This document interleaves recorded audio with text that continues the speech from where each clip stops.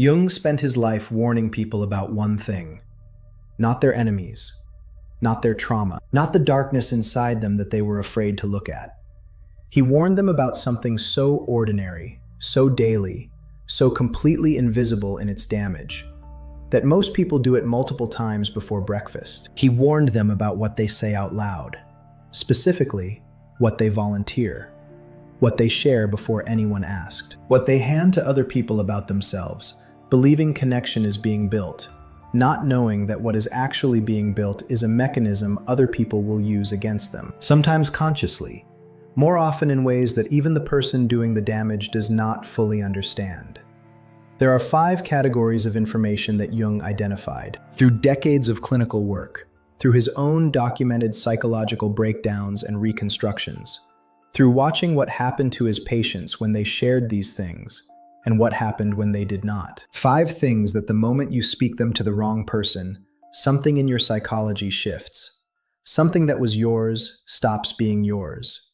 Something that was moving quietly in the right direction stops moving. I am going to tell you all 5, but I need to start with the one that nobody takes seriously, because it sounds too simple to be dangerous.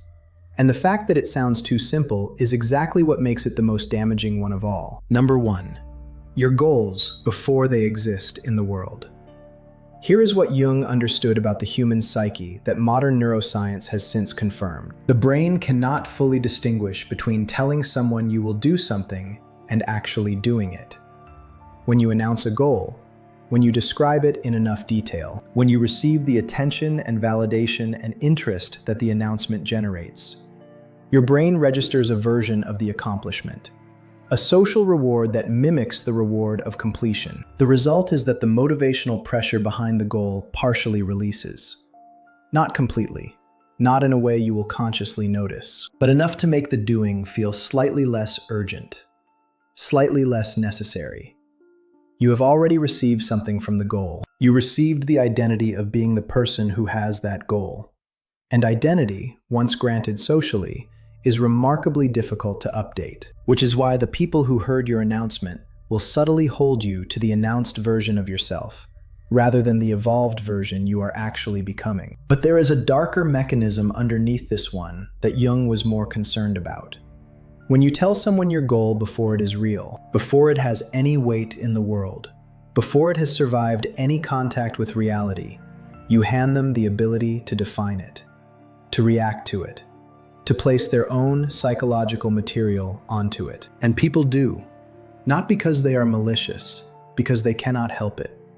Their response to your dream is always, partly, about their own relationship to that category of dream, their own fear of it, their own abandoned version of it, their own belief about whether people like you accomplish things like that, and you will absorb that response. Jung was very specific about this. The unborn thing is the most vulnerable thing. It has no track record to defend itself with. It has no evidence of its own viability.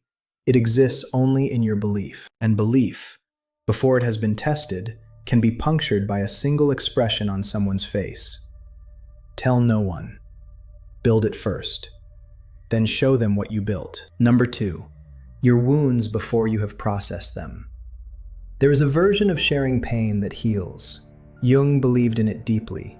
Confession, he wrote, has therapeutic value that is nearly irreplaceable. The problem is that most people confuse all sharing of pain with therapeutic sharing, and they are not the same thing. Therapeutic sharing happens in the right container, with the right person, at the right moment in your processing, when you have enough distance from the wound to look at it rather than just bleed from it.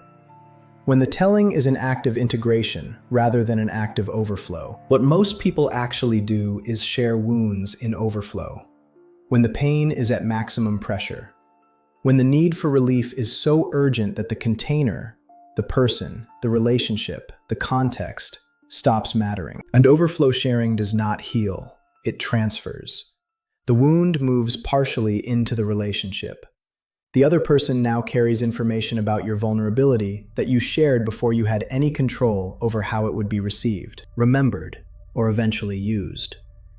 Jung watched this happen to his patients repeatedly.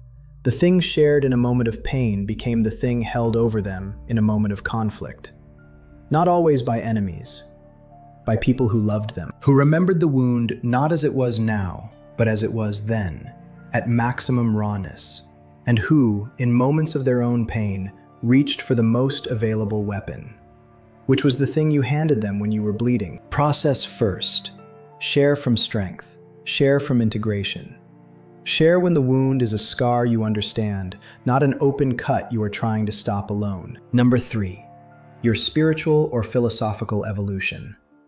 This one is the subtlest and the most consistently underestimated. When a person begins to change, when they encounter an idea, a practice, a framework that genuinely restructures how they see the world, there is a period of fragility. The old structure has been disturbed. The new one has not yet been built. They are in the gap between who they were and who they are becoming. And in that gap, they are more vulnerable to outside influence than at almost any other point in their psychological life.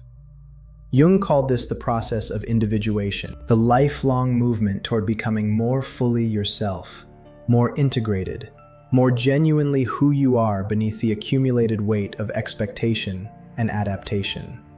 And he was very clear that this process required protection, not secrecy forever, protection during the formation. Because when you announce your spiritual or philosophical evolution before it has stabilized, when you tell people you have changed before the change has roots, you invite a specific kind of interference. The people around you have a relationship with who you were. They have adapted to you. They have, in some cases, built structures that depend on you remaining the person they know. Your evolution is, to them, an unpredicted variable, and unpredicted variables generate resistance. The resistance does not have to be hostile. It can be gentle, well-meaning. A question that sounds like curiosity but carries skepticism underneath it. A comment that sounds like concern but functions as a reminder of who you used to be. A relationship that subtly rewards regression and makes progression feel like abandonment. Build the new structure completely before you let anyone see it. Let your behavior change first. Let the change become undeniable before it becomes discussable. Number 4, your finances in either direction. Jung's clinical observation, and this has been confirmed repeatedly in social psychology research, was that financial information changes relationships in ways that are almost never positive and almost never reversible. When you share financial struggle, you change how people see your capability.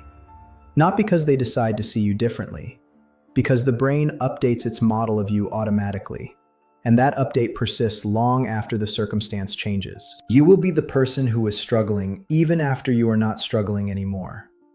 When you share financial success, you change what people believe they are owed. The relationship recalibrates around the new information. Requests change. Assumptions change.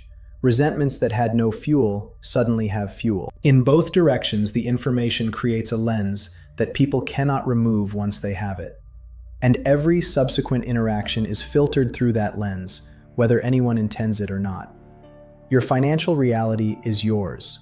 It does not require social validation in either direction. Number 5, your next move before you make it. This is the one Jung described most urgently in his later work, and it connects to everything above it. Every significant move, career, relationship, location, creative direction, has enemies it has not yet encountered, opposition it has not yet navigated, obstacles that can only be identified once the move is in motion. The move is strongest when it is in motion. It is most vulnerable when it is still an intention. When you announce the move before it happens, you give every opposing force, internal and external, time to organize. The internal opposition arrives as doubt injected by other people's skepticism. The external opposition arrives as the practical obstacles that people with vested interests in your stasis quietly generate, not always consciously. The person who says, "Are you sure that is a good idea?" is not always wrong. But they are always operating with information that is incomplete. They are reacting to the announced intention, not the actual move.